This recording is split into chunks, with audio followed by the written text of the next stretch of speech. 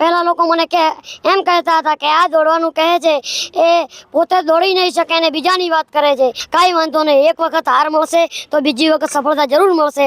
અને પછી મેં પણ દેખાડી દીધું અને નેશનલમાં મારે ચક્રફેંકમાં બીજો નંબર આવ્યો હતો. આ બાળક માટે મને વારંવાર એક જ વાક્ય યાદ આવે છે कि जाने कितनी उड़ान बाकी है, इस परिंदे में अभी जान बाकी है. कुछ किए बिना जय कार नहीं होती, कोशिश करने वालों की कभी हार नहीं होती.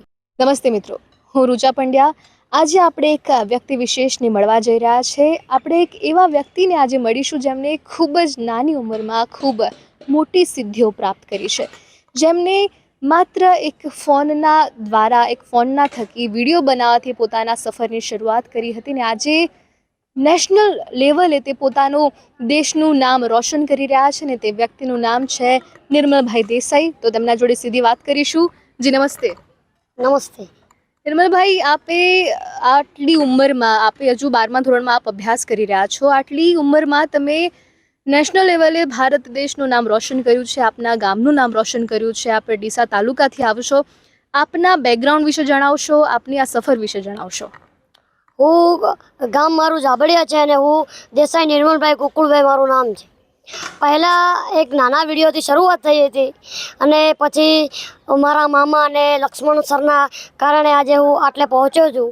પહેલાં એક નાના વિડીયોથી મારા મામાએ શરૂઆત કરી હતી અને પહેલાં નાના વિડીયો હું મોટિવેશનલના બનાવતો હતો.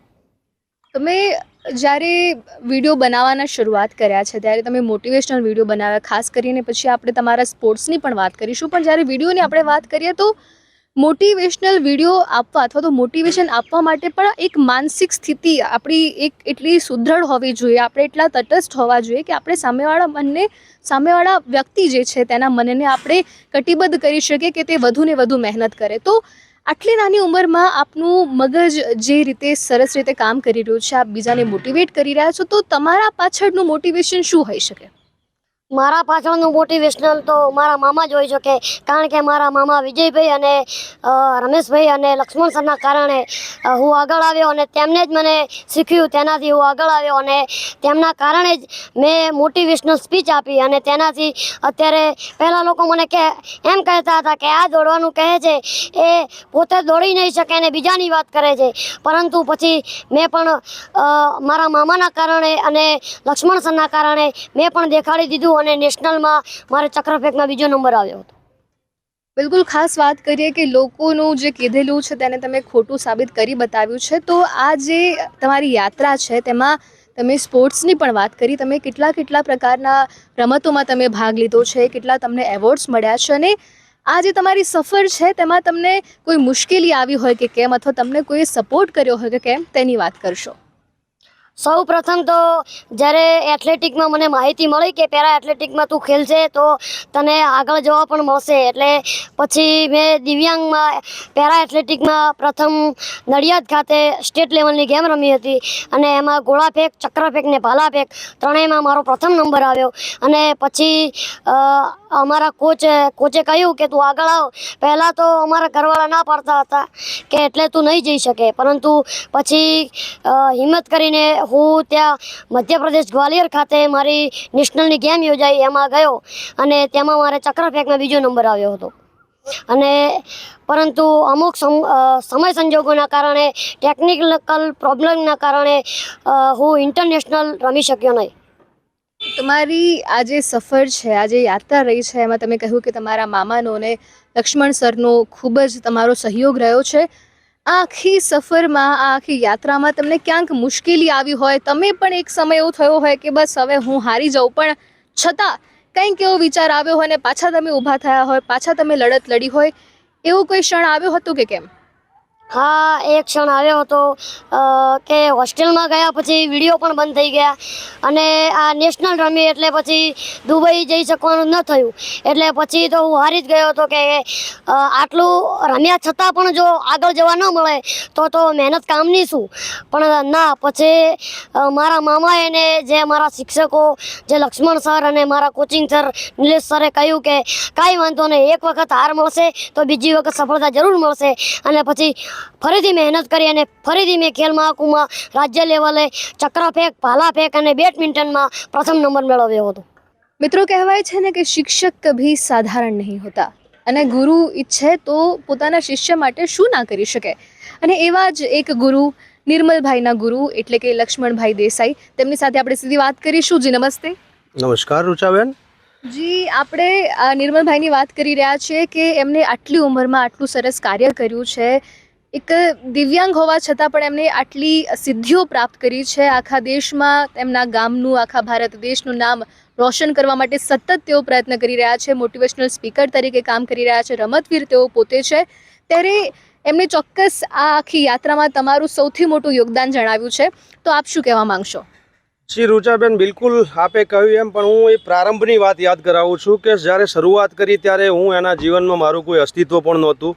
એના મામાએ નાનકડા વિડીયોથી શરૂઆત કરાવી હતી અને એક સરકારી શાળાનો શિક્ષક આ બધું જોતો હતો, હું પોતે જોતો હતો. મને એવું થયું કે આનામાં કંઈક વિશિષ્ટ પ્રતિભા પડી છે. એટલે મેં એક બે વાર આને મારા ઘરે બોલાવી અને કલા ઉત્સવ માટેની તૈયારી કરાવી અને નાના નાના સ્લોગન આપ્યા, નાના નાના ક્વોટ્સ આપ્યા, નાના નાના સુવિચારો આપ્યા.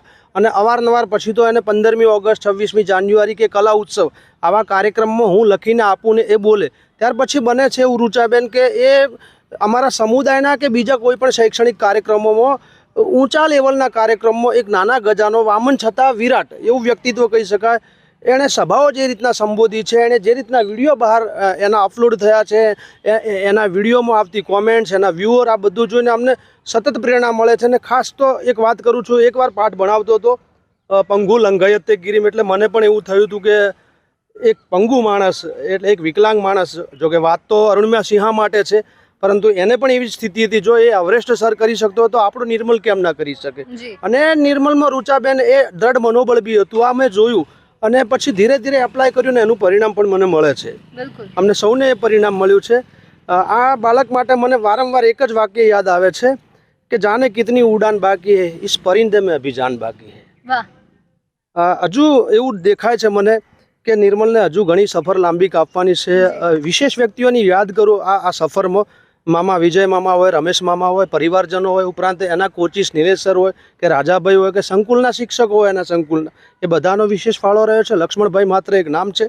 આ એક સાથે મળીને સહિયારું એક મદદ કરવાનું અભિયાન હતું અને એને લઈને અમે અહીંયા સુધી પહોંચ્યા. ખાસ એક વિશેષ વ્યક્તિને આ તબક્કે હું યાદ કરું છું અને એ નામ લેતાય મને ગર્વની લાગણી થાય છે કે નાની નાની બાબતોમાં નિર્મલ માટે જેણે ખૂબ ચિંતાઓ કરીને છેલ્લા 2-3 મહિનાથી મને એ સતત અવેર કરતા હતા કે લક્ષ્મણભાઈ, નિર્મલનું આ જોઈશે, તે જોઈશે, પેલું જોઈશે. નાની નાની જગ્યાએ એમણે મને આમ જગાડ્યો છે, મને જાગૃત કર્યો છે. તો એ ભાવેશભાઈને હું ક્યારેય ન ભૂલી શકું. હું તો એમને મારા ગુરુજી સમાન ગણું છું, ભાવેશભાઈ પંડ્યા, કે જેમણે ખૂબ અમને જાગૃત કર્યા છે. આ સફરમાં આજે રાજ્યપાલ સુધી અમારા આવવામાં એ પોતે પણ નિમિત્ત બન્યા છે. ઠીક છે, અમે એમને ભાવેશભાઈએ કહ્યું એ ચીલે ચાલ્યા અને અમે અહીંયા સુધી પહોંચ્યા, પણ હું હૃદયથી એ વ્યક્તિને આજે યાદ કરું છું. ભાવેશભાઈને હું એમના માટે કૃતજ્ઞતા વ્યક્ત કરું છું અને અમે સદાય એમના ઋણી રહીશું. તો આટલી લાંબી સફર પછી જ્યારે આખરે નિર્મલભાઈને આજે રાજ્યપાલના હસ્તે સન્માન મળ્યું છે, એમનું પ્રોત્સાહન કહી શકાય કરવામાં આવી રહ્યું છે, અને ત્યારે ખાસ એક ગુરુ તરીકે જ્યારે પોતાના શિષ્યને આટલો આગળ વધતા આપ જુઓ છો અને રાજ્યપાલના હસ્તે જ્યારે એમને એવોર્ડ મળતા તમે જોયા, ત્યારે તમારા મનમાં શું લાગણી હતી? બસ એક જ વાક્ય યાદ આવતું હતું, છોટા પટાખા બડા ધમાકા. સતત એ વાત મનમાં અને હૃદય પર, માનસપટ પર ગુંજતી હતી કે આ નાનકડો અમારો ફટાકો આજે ધમાકો કરી રહ્યો છે. અને ખૂબ જ ગર્વની લાગણી થતી હતી. માત્ર સમુદાય માટે નહીં, પણ માનવ સમાજ માટે ને વિકલાંગ સમાજ માટે પણ આ એક મોટો મેસેજ પૂરો પાડે છે. બિલકુલ. અને નિર્મલભાઈ, મારો તમને એક છેલ્લો પ્રશ્ન છે કે તમે તમારા જેવા દરેક વ્યક્તિઓ અને આ આખા ભારત દેશના તમામ યુવાનો, તેને તમે એક સંદેશ શું આપવા માંગો છો? હું તો દરેકને જ કહેવા માંગુ છું કે મહેનત વિના કાંઈ નથી. મહેનત કરશું તો આગળ આપણે જવા મળશે ને મળશે. जो कोशिश करने वाला जब तक सफल ना हो जब तक न सफल हो नींद त्याग को त्यागो तुम, जब तक न सफल हो नींद त्याग को त्यागो तुम, संघर्षों का मैदान छोड़ मत भागो तुम, कुछ किए बिना जयकार नहीं होती, कुछ किए बिना जयकार नहीं होती, कोशिश करने वालों की कभी हार नहीं होती, कोशिश करने वालों की कभी हार नहीं होती. અને ખાસ એક વાત, ચિલ્ડ્રન યુનિવર્સિટી એક એવું પ્લેટફોર્મ અમને પૂરું પાડે છે, આપણને બધાને આખા ગુજરાતમાં પૂરું પાડ્યું છે. માન્ય આપણા આદરણીય વડાપ્રધાનશ્રીનો પણ સંકલ્પ હતો કે આપણા બાળકો આગળ વધે અને અહીંયા સરસ મજાની આ યુનિવર્સિટી કાર્યરત છે. તો એ ચિલ્ડ્રન યુનિવર્સિટીમાં આનું સન્માન હતું ત્યારે અમને પણ જાણ થાય છે કે માત્ર સન્માન નહીં, રુચાબેન, માત્ર સન્માન નહીં, પરંતુ આ ગુજરાતના 3 બાળકો, પ્રતિભાવાન બાળકો, જેમના માટે ચિલ્ડ્રન યુનિવર્સિટીએ એક આખી પુસ્તક લખી છે અને એનું એટલું સરસ નામ પણ આપ્યું છે કે 3 દીવાને એક અજવાળું. અને વાસ્તવમાં આપણા સૌ માટે, માનવ સમાજ માટે આ દીવા જ છે અને આ બધા આપણને પ્રકાશ આપનારા પ્રેરણાપંથી દીવાઓ છે.